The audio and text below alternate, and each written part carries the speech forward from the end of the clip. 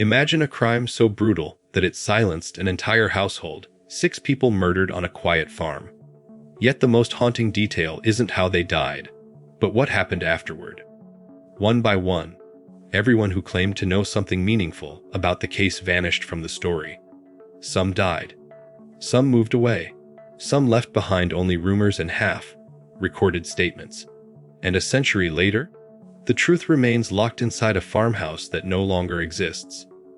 This is not a legend.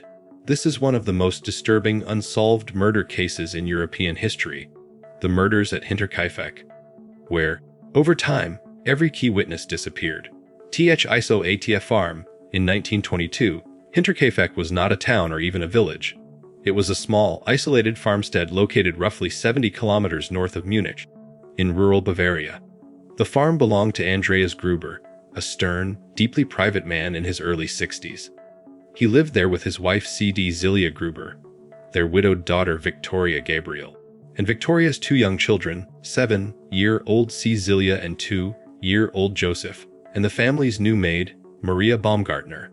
From the outside, the farm appeared ordinary. But beneath the surface, neighbors whispered about dark family secrets. Andreas Gruber had a reputation for being violent and controlling. Years earlier, both he and Victoria had been convicted of incest, serving short prison sentences. The family was socially isolated, and few people visited the property willingly. That isolation would soon make what happened there even more terrifying. Sigiana Soma Omi A. Shenji. Months before the murders, Andreas Gruber confided in neighbors about strange events. He claimed to have found unfamiliar footprints in the snow leading from the forest to the farm, but none leading back out. He reported hearing footsteps in the attic at night, even though no one was supposed to be there. A set of house keys went missing. A newspaper appeared on the property that no one in the household subscribed to. These details were brushed off at the time. Rural Bavaria in the early 1920s was still recovering from World War I, and fear and superstition were common. No official investigation was launched. No search was conducted. And whoever, or whatever, was lurking near Hinterkaifeck was left undisturbed.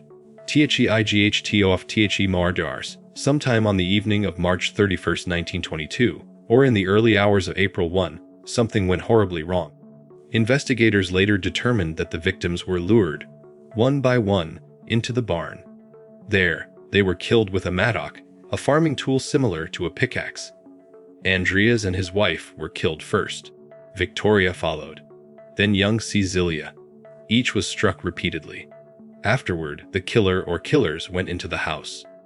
The maid Maria, who had arrived at the farm only hours earlier, was murdered in her bed. 2-year-old Joseph was killed in his crib.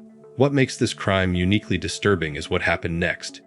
THKLERSTAID. Evidence showed that the murderer did not flee immediately. For several days after the killings, someone remained on the farm. Livestock were fed. Meals were cooked. A fire was kept burning. Smoke rose from the chimney, visible to neighbors, who assumed the family was simply keeping to themselves. This detail shattered investigators. It suggested familiarity with the farm, confidence, and a chilling lack of urgency. The killer wasn't hiding. They were living among the dead. Desco Vr An Sauck. The bodies were discovered on April 4, 1922, when neighbors grew concerned that the Gruber family had missed church and that Victoria's children hadn't attended school. A small group went to investigate. What they found in the barn was so horrific that several people walked through the crime scene before authorities arrived, unintentionally contaminating crucial evidence.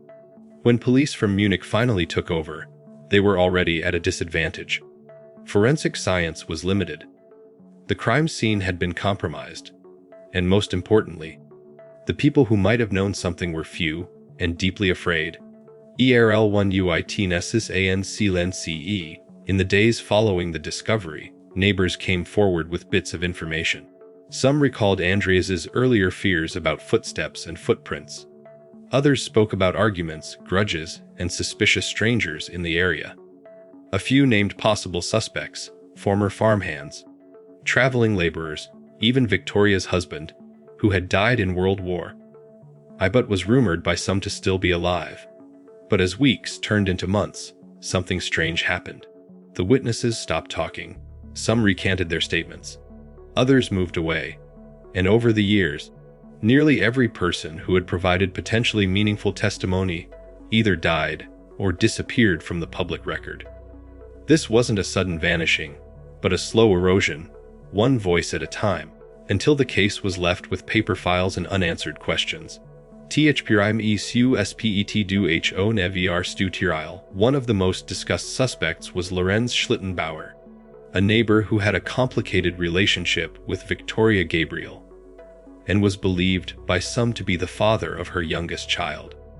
Schlittenbauer helped discover the bodies and behaved in ways some found suspicious, such as entering the house alone and handling the corpses. He was questioned multiple times over the years, but never charged. Key witnesses who might have strengthened or weakened the case against him died before any definitive conclusions could be reached.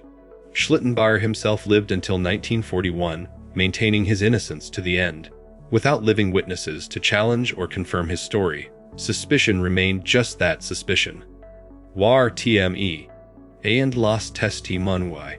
Germany's turbulent history played a major role in the disappearance of witnesses. The case spanned the Weimar Republic, the rise of the Nazi regime, World War II, and the destruction of countless records. Police files were lost or damaged. Rural populations shifted. Entire communities were reshaped by war and displacement. By the time renewed interest in the case emerged decades later, almost everyone who had first-hand knowledge was gone. Investigators could no longer interview witnesses or clarify contradictions. The human memory of Hinterkaifeck had vanished. Modar Investigations Tolat. In the late 20th and early 21st centuries, amateur historians and criminologists revisited the case. In 2007, German police conducted a symbolic re-examination, reviewing the surviving evidence and suspect profiles. Their conclusion was sobering: the case was unsolvable, not because there were no suspects, but because there were no witnesses left alive to verify anything. Every meaningful voice had disappeared. Du Hyts Cassis Tlhunts. The murders at Hinterkaifeck are not remembered solely for their brutality. They haunt us because they represent something far more unsettling: the idea that truth can simply fade away. Not hidden, not destroyed, just gone. This wasn't a locked room mystery or a clever crime. It was a rural massacre, followed by silence, fear, and the slow erasure of human testimony.